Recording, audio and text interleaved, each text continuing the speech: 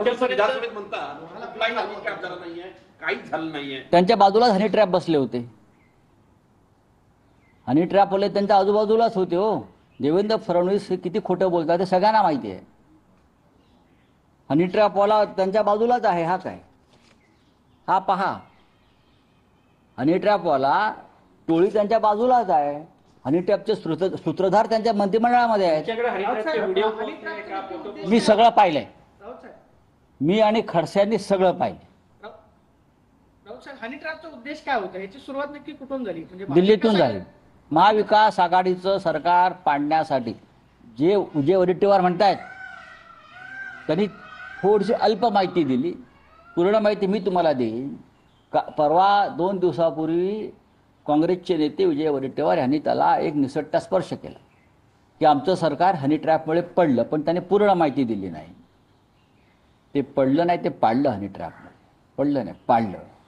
आणि 16 ते 17 आमदार, 4 खासदार हे त्याच प्रकरणामध्ये भारतीय जनता पक्षानं आपल्या गळाला लावले. उद्याचा सामनाचा अग्रलेख जरूर वाचा त्या सगळ्या विषयावर. हे जे वेश पालटून जात होते ते एकमेकाला सीडी प्रदान करायला जात होते. रात्री ही बघा तुमची सीडी.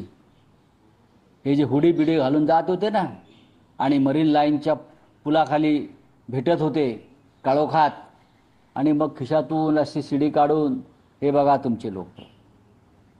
कळलं का? त्याच्यामुळे काही लोकांना दरदरून घाम फुटला आणि त्यांनी पटापट उड्या मारून 4थ्या दिवशी सुरतला रवाना झाले. नाही ते सीडी बाहेर येईल. म्हणजे ते हिंदुत्व किंवा निधीसाठी अजिबात नाही, अजिबात नाही, अजिबात नाही. यांचा हिंदुत्वाचा काही संबंध नाही आहे. ना भारतीय जनता पक्षाचा हिंदुत्वाशी संबंध आहे, ना एकनाथ शिंदेचा हिंदुत्वाशी संबंध आहे, ना अजित पवारांचा सामाजिक न्याय, फुले आंबेडकर शाहूंचा विचार, काही संबंध नाही. यांची पळून जाण्याची कारणं फार वेगळी आहेत.